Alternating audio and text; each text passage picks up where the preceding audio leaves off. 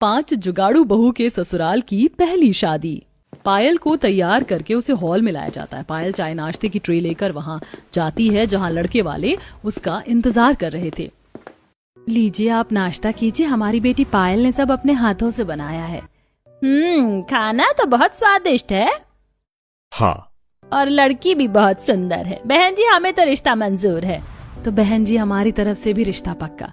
बस फिर कोई अच्छा सा मुहूर्त देखकर जल्द ही शादी फिक्स कर देते हैं। चटमंगनी पट ब्याह। इस तरह रिश्ता तय हो जाता है और सब फिक्स करने के बाद जब लड़के वाले वहां से चले जाते हैं, ये रिश्ता फिक्स हो गया, अब हमारी ननद की शादी होगी, हम धूमधाम से सब करेंगे। हाँ, हमारे ससुराल की ये पहली शादी है, इसमें हम खूब एंजॉय करेंगे।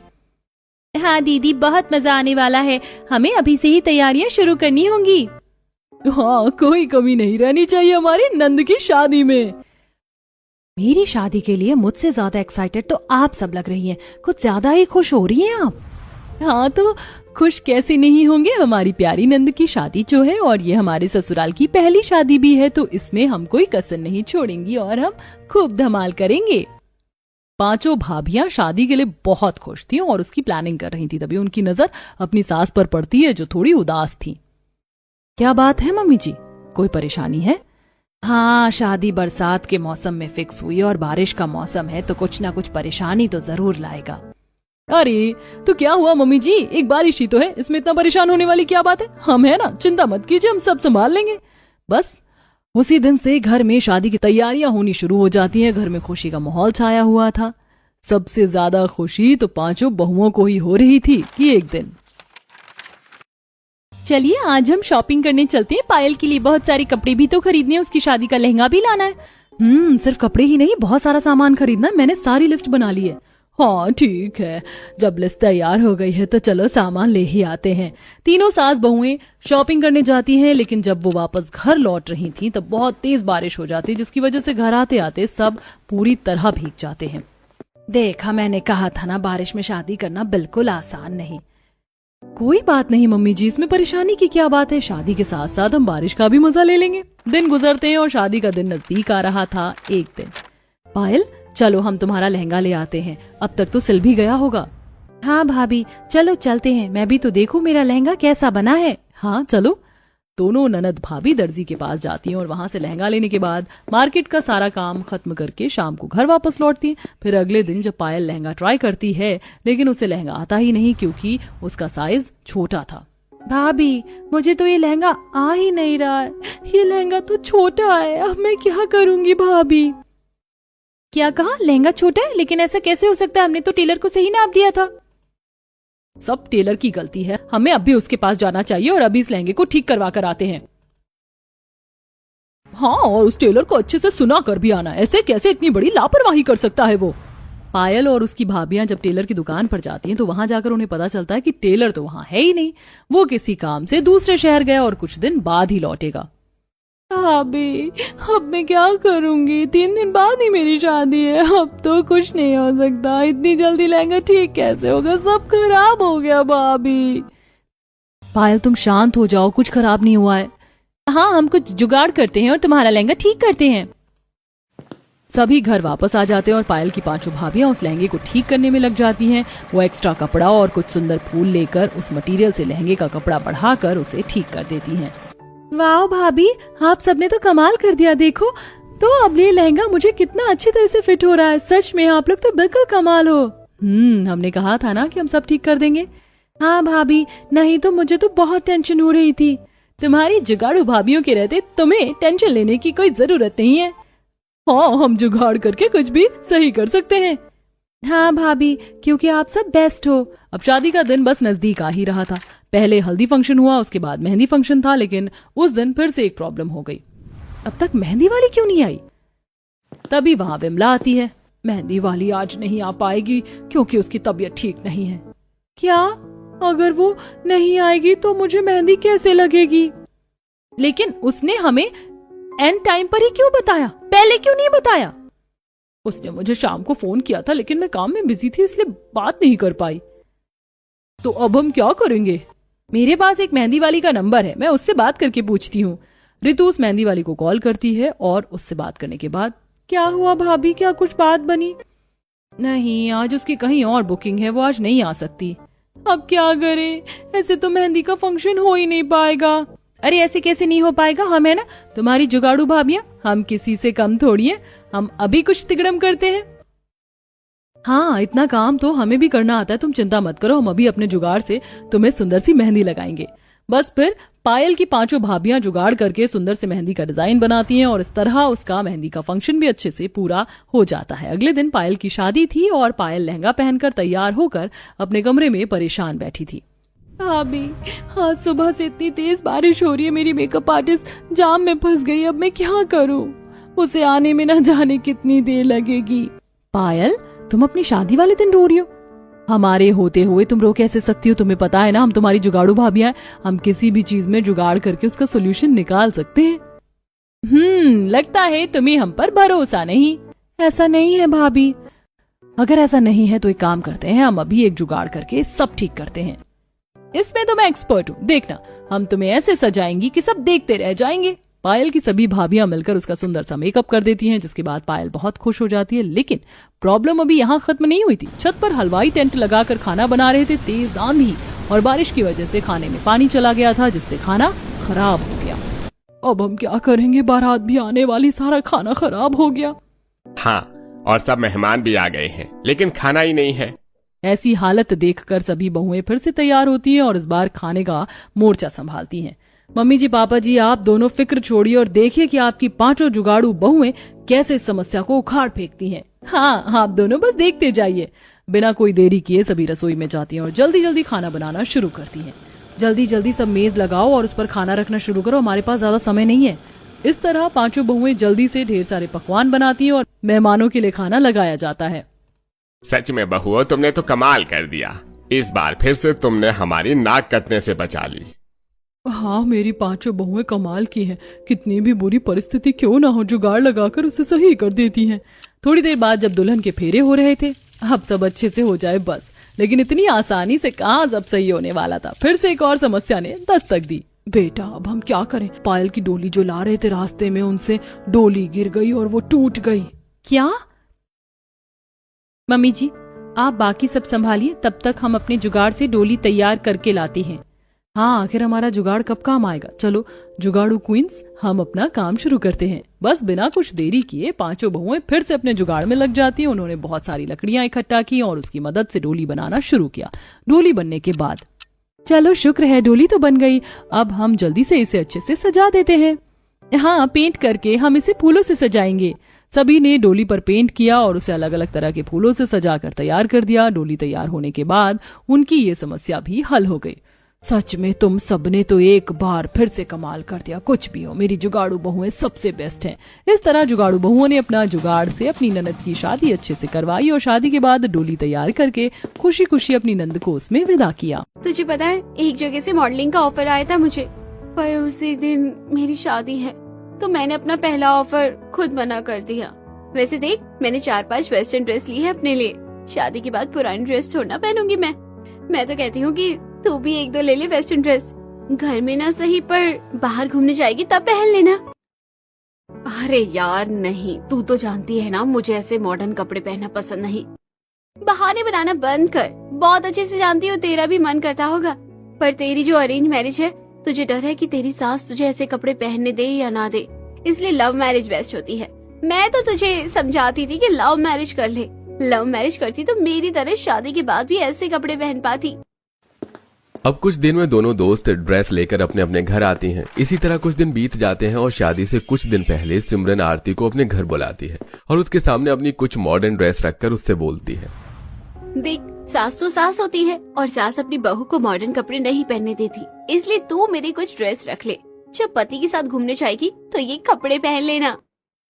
मेरी सास मुझे जैसे कपड़े पहनाना चाहेगी मैं पहन लूंगी। मुझे इन कपड़ों की जरूरत नहीं है। मैंने आज से पहले ऐसे कभी कपड़े पहने नहीं है। मुझे तो खुद शर्म आती है। पर तू ऐसा क्यों बोल रही है कि सास सास होती है? तू तो लव मैरिज कर रही है। हाँ, लव मैरिज कर रही हूँ, पर लव मैरिज वाली की सास एक खड़ूस सास होती है। वैसे मैंने विक्रम से बात कर ली है सारी, और मैंने उसे साफ साफ कह दिया है कि शादी के बाद मैं सूट साड़ी ये सब नहीं पहनूंगी, और अगर कभी सूट साड़ी भी पहनूंगी तो स्टाइलिश पहनूंगी। मैं घूंघट में नहीं रहने वाली। बहन जी की तरह। और उसने भी कहा कि वो मेरे साथ है। ये तो बहुत अच्छी बात है। अब तू अपने कपड़े समेट ले, बहुत जल्द एक ही दिन हम दोनों दोस्त की शादी हो जाएगी। पर अच्छी बात यह है कि हम दोनों का ससुराल ज्यादा दूर नहीं है। अगर मुझे मौका मिला या तुझे मौका मिला तो तू मिलने जरूर आना। आरती सिमरन से काफी सारी बातें करके अपने घर जाती है। समय गुजरता है और दोनों ही दोस्त की एक साथ शादी हो जाती है। जहां आरती घूंघट करके अपने ससुराल पहुंचती है तो वहीं बिना घूंघट के सिमरन अपने ससुराल पहुंचती है। भाभी, ये क्या आपकी नई नई शादी हुई है और आप बिना घूंघट के गाड़ी से उतर गए? बहू, तेरे घर वालों ने कुछ नहीं सिखाया क्या? अभी तेरी मुंह दिखाई भी नहीं हुई है, पहले ही दुनिया को मुंह दिखाने का इरादा है क्या? जल्दी से घूंघट कर। सिमरन, मैं तुम्हारे साथ हूँ, पर कुछ रीति रिवाज भी होते हैं, उन्हें तो पूरा करना ही पड़ेगा ना। रस्मों की बातें सुनकर सिमरन घूंघट कर लेती है। कुछ देर में उसका गृह प्रवेश होता है तो वहीं शोभा अपनी बहू का घूंघट देख उससे बोलती है, बहू, इतनी गर्मी हो रही है और तूने इतना लंबा घूंघट कर रखा है। घूंघट करने की क्या जरूरत है? तुझे देखकर तो हमने अपने बेटे की शादी करवाई है। हाँ भाभी, वैसे भी अब के जमाने में कौन घूंघट करता है? सर पर पल्लू तो भी ठीक है। हटा लो बहू घूंघट, किस्मत वालों को मिलती है शोभा जैसी सास। सभी लोगों के कहने पर आरती अपना घूंघट हटा लेती है। कुछ ही देर में उसका भी गृह प्रवेश होता है और इस तरह पूरा दिन बीत जाता है। अगले दिन दोनों ही बहू की पहली रसोई होती है, इसलिए दोनों ही जल्दी उठकर तैयार हो जाती हैं। जहां आरती साड़ी पहनकर सिर पर पल्लू रखती है तो वहीं स्लीवलेस सूट डालकर बिना चुन्नी के सिमरन नीचे आती है। बहू, ये क्या बेशर्मी है? माना कि तुम्हारी लव मैरिज हुई है, पर इसका मतलब ये तो नहीं कि तुम शादी के अगले ही दिन ऐसे कपड़े पहनो। जल्दी से जाकर कपड़े बदलो। और हाँ, तुम्हारी पहली रसोई रात को होगी। शादी में कुछ रिश्तेदार नहीं आ पाए थे तो इसलिए वो आज आ रहे हैं, तो उनके सामने साड़ी पहनकर ही आना। ठीक है माँ जी, पर इस सूट में क्या दिक्कत है? माँ, भाभी को आए अभी एक दिन भी नहीं हुआ है और वो आपसे सवाल कर रही हैं। बहू, हमारे घर की बहू ऐसे कपड़े नहीं पहनती। अभी तुम्हारी नई नई शादी हुई है, कम से कम शादी के कुछ दिनों तक तो हमारी इज्जत रख लो और ढके हुए कपड़े पहन लो। किसी भी वक्त कोई भी आ जाएगा तुमसे मिलने, और अगर वो तुम्हें ऐसे कपड़ों में देखेंगे तो मेरी क्या इज्जत रह जाएगी उनके सामने? सोचा है कभी? सिमरन, तुम सब कुछ मुझ पर छोड़ दो और अभी जाकर प्लीज ऐसा सूट डालो जिसकी बाजू पूरी हो। तुम्हें मुझ पर विश्वास तो है ना? विक्रम के कहने पर सिमरन जाकर कपड़े चेंज कर लेती है तो वहीं शोभा अपनी बहू की साड़ी देख सिर पर हाथ रखकर उससे बोलती है, हे भगवान, कैसी बहू मिल गई है मुझे। क्या हुआ माँ, तुम ऐसा क्यों बोल रही हो? आरती से कोई गलती हो गई है क्या? बेटा, मेरी बहू आजकल की है और इसे देखो, हमारे जमाने में जी रही है। बहू हमारे जमाने में लड़की शादी करके आती थी, घूंघट करती थी, साड़ी पहनती थी, पर अब की लड़कियां सूट पहनती है, स्टाइलिश कपड़े पहनती है। और एक तुम हो, देखो रात में घर में मेहमान आ रहे हैं, अगर उन्होंने तुम्हें ऐसे साड़ी में सर पर पल्लू देखा तो क्या कहेंगे कि मैं अपनी बहू और बेटी में फर्क करती हूँ, बेटी को छोटे कपड़े पहनाती हूँ और बहू को घूंघट में रखती हूँ। भाभी, आप जब तक स्टाइलिश नहीं बनोगी ना तो माँ आपको ऐसे ही सुनाती रहेगी, आपकी सास औरों की सास से अलग है। बस ये बात गांठ बांध लो। अपनी सास और नंद की बातें सुनकर आरती हंसने लगती है और जाकर सूट डाल लेती है। देखते ही देखते शाम हो जाती है और खाना बनाते हुए दोनों दोस्त एक दूसरे से फोन पर बातें करती है। लगता है भगवान ने हम दोनों की किस्मत एक जैसी लिखी है, एक साथ शादी हुई और एक ही टाइम पर पहली रसोई भी हो रही है। मुझे तो तेरी बहुत याद आ रही है। वैसे आज तूने क्या पहना है? इतने सारे तू वेस्टर्न कपड़े लेकर गई थी, पहना या नहीं? आज तो ससुराल में पहला ही दिन है और बाहर से कुछ लोग आ रहे हैं, तो उनके सामने वेस्टर्न ड्रेस नहीं पहन सकती ना, इसलिए साड़ी पहनी है ताकि मेरी सास भी खुश हो जाए। तू अपना बता, आंटी जी बनकर तो नहीं घूम रही ना ससुराल में? और तेरी सास तुझे घूंघट तो नहीं करवा रही? अरे नहीं यार, मेरी सास को तो मेरे घूंघट करने से ही प्रॉब्लम है। अच्छा, मैं रखती हूँ, बाकी बातें तुझसे बाद में करूंगी। लगता है घर में मेहमान आ गए हैं। आरती अपने दोस्त से आधी अधूरी बातें करके फोन रख देती है। कुछ देर में दोनों के घरों में मेहमान आते हैं, जहां आरती को देख सभी शोभा से कहती हैं, शोभा, तेरी पहली बहू है हमारे घर में जो सूट साड़ी में है। अपनी बहू को थोड़ा बोल, खुद को बदले। कहीं ऐसे तो नहीं तूने ही बेचारी को ऐसे कपड़े पहनने के लिए मजबूर किया हो? बहू, अगर तुम्हारी सास ने जबरदस्ती तुम्हें ऐसे कपड़े पहनाए ना तो मुझे बताओ, मैं तुम्हारी सास की जेठानी हूँ, मैं इसके कान मोड़ दूंगी। नहीं ताई जी, माँ जी तो मुझे कल से ही कह रही थी कि मैं आजकल की बहू की तरह रहूं और जो मेरा दिल करे वो पहन लूं। मुझे तो ऐसे ही कपड़े कंफर्टेबल लगते हैं। अगर ऐसी बात है तो ठीक है, अगर तुम्हारी सास कभी तुम्हें परेशान करे तो मुझे जरूर बताना।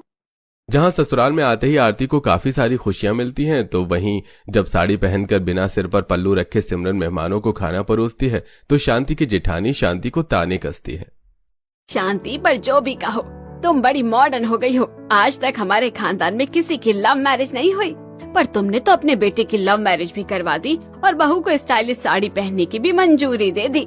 अब जो स्टाइलिश साड़ी पहनती है, भला वो घूंघट कहाँ से करना सीखेगी, कहाँ से जानेगी? बहू बड़े कुछ बोल रहे हैं, अब क्या सुनाई भी नहीं देता? सुमित्रा की ऐसी बातें सुनकर शांति सिमरन को आंख दिखाने लगती है। कुछ देर में सुमित्रा खाना खाकर वहां से चली जाती है और शांति सिमरन से नाराज हो जाती है। इसी तरह कुछ दिन बीत जाते हैं और सिमरन अपनी सास के अनुसार कपड़े पहनना शुरू कर देती है। ऐसे ही एक रात। विक्रम, तुमने तो कहा था कि तुम मेरा साथ दोगे, मुझे बाहर घुमाओगे, मुझे वेस्टर्न कपड़े पहनने दोगे, पर यहाँ देखो मुझे माँ जी की वजह से आंटी जैसे कपड़े पहनने पड़ते हैं। तुम्हारी बहन तो खुद मॉडर्न कपड़े पहनती है और मुझे ऐसे सूट साड़ी पहनने को कहती है। फिक्र मत करो, तुम जाकर तैयार हो जाओ, हम अभी मूवी देखने चलेंगे। विक्रम के कहने पर सिमरन जल्दी से तैयार होकर बाहर आती है और एक बार फिर अपनी बहू को फाइटिंग वाले सूट में देखकर उस पर भड़कने लगती है। इस घर में मैं हूँ या नहीं, जब तुम्हें अपने ही मन की करनी है, और तुम दोनों इस वक्त कहाँ चले ऐसे कपड़े पहनकर? वो माँ जी, जब से शादी हुई हम बाहर नहीं गए ना, तो इसलिए आज हम बाहर जा रहे हैं। माँ, सही कहा ताई जी ने, भाभी तो हाथ से निकली हुई है और भैया भी सिर्फ भाभी की सुनते हैं। अभी शादी को 1 महीना भी नहीं हुआ और तुम अपने पति के हाथ में हाथ डालकर घर से बाहर जाओगी। जहाँ भी जाना हो रात में जाना, अंधेरे में। मैं नहीं चाहती कि तुम्हारी वजह से मुझे अब गली मोहल्ले वालों की भी ताने सुनने को मिले। शांति सिमरन और विक्रम को बाहर जाने से मना कर देती है, जिस वजह से सिमरन का मूड खराब हो जाता है। तो वहीं करिश्मा और शोभा मैक्सी ड्रेस लेकर आते हैं और आरती को देते हुए कहते हैं, बहू, जब से शादी हुई है कहीं बाहर नहीं गई। हमारी इतनी हैसियत तो नहीं कि तुम्हें हनीमून के लिए बाहर भेज सके, इसलिए आज तुम भी ड्रेस पहनकर कहीं बाहर घूमने चली जाओ। आरती, अब तो माँ ने खुद तुम्हें ड्रेस ला कर दी है, अब तो चलो। अच्छा ठीक है, मैं अभी ड्रेस चेंज करके आती हूँ। आरती ड्रेस चेंज करके आती है और अपने पति के साथ बाहर घूमने जाती है। तो वहीं रात के अंधेरे में सिमरन और विक्रम बाहर घूमने जाते हैं और बाहर जाकर सिमरन कपड़े बदलती है। कितना अच्छा लग रहा है आज मुझे 1 पीस पहनकर। पता नहीं कब मैं ससुराल में खुलकर जी पाऊंगी, जैसे मैं जीना चाहती थी। अभी नई नई शादी हुई है, लोगों की नजरों से माँ तुम्हें बचा के रखना चाहती है, पर फिक्र मत करो, 1-2 महीने में सब नॉर्मल हो जाएगा। फिर जैसे तुम बन के रहना चाहती हो वैसे बन के रह पाओगी। आज सिमरन को विक्रम के साथ पूरी रात घूमकर काफी अच्छा लगता है। अब वो लोग घर आते हैं, पर यह सब शांति को अच्छा नहीं लगता। इसी तरह कुछ दिन बीत जाते हैं और विक्रम अपनी माँ से हनीमून जाने की जिद करता है। गलती करी मैंने तेरी लव मैरिज करवा के। अरे चला जाता तू मुझे छोड़कर, अच्छा ही होता। तुम्हारी वजह से पूरी जात बिरादरी में शर्मिंदा होना पड़ रहा है मुझे। माँ, आजकल सब हनीमून पर जाते हैं, मेरे दोस्त यार भी मुझसे पूछते हैं, 2 ही दिन के लिए जाने दो ना। तूने तो कसम खा रखी है, मेरी तो बात नहीं मानेगा। जहाँ जाना है जाओ, पर सिर्फ 2 दिन के लिए। बड़ी मुश्किल से शांति उन्हें हनीमून भेजने के लिए राजी होती है। अगले ही दिन विक्रम और सिमरन हनीमून के लिए पहाड़ों पर जाते हैं, जहां सिमरन अपनी महंगी वेस्टर्न ड्रेस पहनती है और अपने पति के साथ ट्रैकिंग करती है। मैं सही थी, लव मैरिज के बहुत फायदे हैं। अगर अरेंज मैरिज करती तो पति भी नहीं सुनता, पर यहाँ तो मेरा पति भी मेरी सुनता है। सुनना तो पड़ेगा ही, तुमसे वादा जो किया था। विक्रम, वो देखो मैगी, पहाड़ों की मैगी खाने का मजा ही कुछ और है। अपने पति के साथ सिमरन पहाड़ों की मैगी खाती है और काफी सारी फोटोज लेती है। 2 दिन के बाद अपने हनीमून से वापस आती है और अपने दोस्त को फोन करके सारी बात बताती है। ये तो बहुत अच्छी बात है, तेरे सपने पूरे हो रहे हैं। वैसे हम दोनों का ससुराल पास में ही है, कभी मौका मिले तो मिलने के लिए आना, तेरी बहुत याद आती है। जरूर आऊंगी, बस थोड़ा सब्र कर। अगर तू नहीं आ पाएगी तो मुझे बता देना, मैं आ जाऊंगी। अरे मैंने तुझे बोल दिया है ना, मैं आ जाऊंगी। चल, अच्छा मैं रखती हूँ। सिमरन फोन रखकर फिर से अपनी सास के हिसाब से कपड़े पहनकर घर के काम करने लगती है। समय गुजरता है और एक दिन जब शांति और काजल घर में नहीं होते तो सिमरन घूंघट करके अपनी दोस्त से मिलने उसके घर जाती है और उसके घर में जाकर अपना घूंघट हटाती है। ये क्या, तू मुझसे मिलने के लिए घूंघट करके आई है? पर तू तो कह रही थी कि शादी के बाद तू अपने हिसाब से कपड़े पहनेगी, फिर ये घूंघट। और यार, अभी नई नई शादी हुई है ना, तो सास के हिसाब से चलना ही पड़ेगा। पर विक्रम ने बोला है कि ये सिलसिला ज्यादा दिन नहीं चलेगा, बस थोड़ी सी पुरानी हो जाओ तो इस घूंघट से भी छुटकारा मिलेगा। पर एक मिनट, तेरा ड्रेसिंग सेंस तो पहले से काफी चेंज हो गया है। ये सब मेरी सास और ननद की मेहरबानी है। उनको बिल्कुल भी नहीं पसंद जब मैं घूंघट करती हूँ या बहन जी की तरह साड़ी पहन के रहती हूँ। उनका कहना है कि आजकल की बहुएं बहुत एडवांस है और मैं भी थोड़ी मॉडर्न बनकर रहूं। आरती की बात सुनकर सिमरन काफी हैरान होती है और अपने घर जाती है और बाहर से सिमरन को आता देख शांति उस पर नाराज होती है। मैं 10 मिनट के लिए घर से बाहर क्या गई, तूने अपनी मनमानी शुरू कर दी। आने दे, आज मैं विक्रम को बताऊंगी तेरी इन हरकतों के बारे में। पर माँ जी, मैं घूंघट करके गई थी। रहने दो भाभी, जब आप बिना पूछे घर से बाहर जा सकती हो तो बाहर जाकर घूंघट हटाना आपके लिए कौन सी बड़ी बात होगी। आप चाहती ही हैं कि लोग माँ को ताने दे। अपनी नंद और सास की ऐसी बातें सुनकर सिमरन रोती हुई ऊपर जाती है और घर आते ही शांति अपने बेटे के कान भरती है। समय गुजरता है और एक दिन जब सिमरन छत पर घूंघट में कपड़े डाल रही होती है तो उसकी नजर नीचे जाती है और वो देखती है कि उसकी दोस्त अपने पति के साथ हाथ पकड़कर बाहर घूमने के लिए जा रही है। आरती तो एक सिंपल जिंदगी जीना चाहती थी। उसने तो कभी सोचा ही नहीं था कि उसका ससुराल इतना अच्छा होगा। गलती करी मैंने लव मैरिज करके। ससुराल वालों को खुश करने के चक्कर में मैंने अपनी खुशियाँ खत्म कर ली हैं।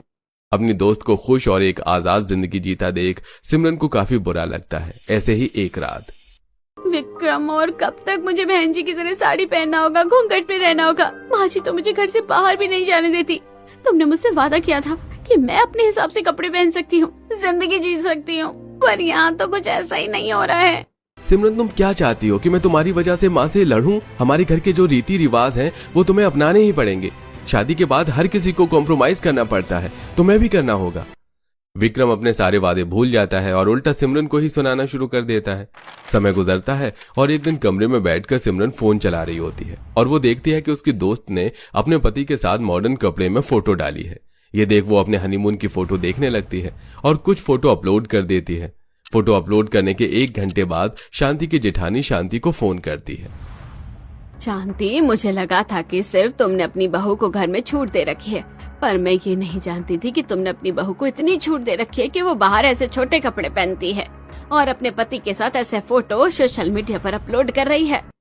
सुमित्रा की बात सुनकर शांति पूरा घर सिर पर उठा लेती है और विक्रम के आते ही सिमरन को खरी खोटी सुनाने लगती है। मैं तो पहले से ही जानती थी इसके चाल चलन ठीक नहीं है। जो लड़की मॉडलिंग करना चाहती हो वो भला ससुराल कैसे संभाल सकती है?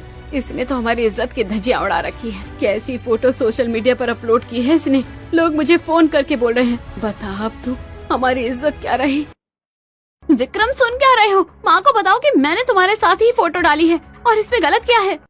सिमरन, हमारे घर की बहू को इतनी छूट नहीं है जितनी तुम्हें मिली है और हमारे घर की बहू सोशल मीडिया पर अपनी फोटो नहीं डालती और मैंने तुम्हें मना किया था हनीमून की फोटो अपलोड ना करने को। अभी डिलीट करो। बस बहुत हो गया, और तुम लोगों की मनमानी बर्दाश्त नहीं कर सकती मैं। ससुराल में जाकर ससुराल के हिसाब से ढलना पड़ता है, पर इसका मतलब ये नहीं कि मैं जीना ही छोड़ दूं। देखा बेटा, इसकी जुबान कितनी ज्यादा चलने लगी है। शादी के 2 महीने हुए नहीं कि ये हमारे साथ ऐसे पेश आ रही है। सोच, 2 साल बाद ये हमारा क्या हाल करेगी। सिमरन, इस घर में रहने के लिए तुम्हें माँ के हिसाब से ही चलना होगा। अगर मुझे माँ जी के हिसाब से अपनी जिंदगी जीनी है तो मुझे यहाँ नहीं रहना। मैं जा रही हूँ ये घर छोड़कर, क्योंकि अब मेरा यहाँ दम घुटने लगा है। गुस्से में सिमरन घर छोड़कर अपने मायके आ जाती। समय गुजरता है और काफी दिनों तक जब आरती की सिमरन से बात नहीं होती और उसे पता चलता है कि सिमरन अपने मायके आई है तो अपनी दोस्त से मिलने के लिए वेस्टर्न ड्रेस में सिमरन के घर जाती है, जहां वो देखती है कि सिमरन की माँ भी उसे ताने दे रही है। और करो लव मैरिज अपनी पसंद से। अपनी पसंद से की थी ना शादी, क्या हुआ? 2 महीने भी घर नहीं चला पाई। हमारी पसंद से की होती तो आज ससुराल में राज कर रही होती, और तुम्हारे साथ अगर कुछ भी गलत होता तो हम तुम्हारे साथ खड़े होते। अब क्या मुंह लेकर जाएगा अपने ससुराल? बोझ बनकर बैठी है वहाँ पर भी। आरती को देख सिमरन की माँ चुप हो जाती है और आरती सिमरन के साथ उसके कमरे में जाती है। और जब आरती को सिमरन की हालत के बारे में पता चलता है तो वो उससे कहती है, तूने बिल्कुल सही फैसला लिया उस घर को छोड़कर, पर तूने मुझे कुछ बताया क्यों नहीं? पर अब तू अपना सपना पूरा करना, और जिसे आज तो बोझ लग रही है ना, देखना कल को वही तुझे बेटी बोलकर गर्व करेगी। सही कह रही है तू। बहुत कुछ कर लिया मैंने इन लोगों के लिए। अब मैं खुद को खुश रखूंगी। अब मैं दिखाऊंगी सबको कि मैं अकेली खुश हूँ। आरती के कहने पर सिमरन एक बार फिर मॉडलिंग के लिए अप्लाई करती है और काफी जगह से उसे ऑफर आने भी शुरू हो जाते हैं। समय गुजरता है और एक दिन शांति अपने पूरे परिवार के साथ अपनी देवरानी के बेटे की रिसेप्शन पार्टी में जाती है, जहां वो देखती है कि उसकी देवरानी की बहू ने अपने रिसेप्शन पार्टी पर वन पीस पहना है और वो अपने पति के साथ मेहमानों से मिल रही है और उनके साथ वो ड्रिंक कर रही है। इस पार्टी में आरती का परिवार भी होता है और सुमित शांति से कहता है, आपका भतीजा मेरा दोस्त है, उसने भी लव मैरिज करी है, पर देखो अपनी देवरानी को, उसने अपनी बहू के साथ वो सलूक नहीं किया जो आपने किया। जब मुझे आरती ने सिमरन के बारे में बताया तो मुझे बहुत बुरा लगा। आप जिस रिश्तेदार की बात सुन रही हैं, उन्होंने अपनी बहू के लिए और दूसरों की बहू के लिए कितने अलग नियम बना रखे हैं। आप लोगों ने जो मेरी दोस्त के साथ किया वो बिल्कुल सही नहीं था। आप लोगों ने उसके सपने मार दिए। देखिए, जिस रिश्तेदार को दिखाने के लिए आपने मेरी दोस्त के साथ इतना बुरा किया, आज उन्हें ही आपसे या समाज से कोई फर्क नहीं पड़ा। मैं हमेशा से ही अपनी बहू पर रोक टोक करती रही ताकि कोई मुझ पर उंगली ना उठा सके, और यहाँ मेरे जेठ जेठानी देवरानी भी इतने आगे बढ़ गए। मेरी बहू ने एक फोटो अपलोड करी तो उन्होंने मेरे घर में फूट डाल दी, और आज उनकी बहुएं। माँ, हमने भाभी के साथ बहुत गलत किया है। हमें उनसे माफी मांगनी चाहिए और उन्हें वापस बुला लेना चाहिए और उन्हें उनकी जिंदगी उनके हिसाब से जीने देनी चाहिए। उस दिन शांति और उसके परिवार को अपनी गलती का एहसास होता है और वो लोग पार्टी से सिमरन के पास जाते हैं। बहू, मुझे माफ कर दे और घर वापस चलो। तुझे जो कपड़े पहने हैं पहना। जिन लोगों से डर कर मैंने तेरे ऊपर पाबंदी लगाई, आज मैंने देखा वही लोग खुलकर जिंदगी जी रहे हैं। मुझे माफ कर दे बहू, मुझसे बहुत गलती हो गई है। मुझे अपनी गलती का एहसास हो चुका है। सिमरन, मुझे भी माफ कर दो। तुम्हारा असली गुनहगार मैं हूँ। मैंने तुम्हें बड़े बड़े सपने दिखाई, तुमसे वादा किया, और जब उन्हें पूरा करने का समय आया तो मैं खुद। आप लोग मुझे इसी तरह से अपनाना चाहते हैं, ये जानकर मुझे बहुत खुशी है। मैं भी यही चाहती हूँ कि सबसे पहले सब ठीक हो जाए, और अगर आप लोगों को मेरे कपड़ों से दिक्कत नहीं हुई तो मुझे भी किसी चीज से कोई दिक्कत नहीं है। सिमरन की जिंदगी में अब सब ठीक हो जाता है और वो फिर से अपने ससुराल जाती है, अपने हिसाब से कपड़े पहनती है।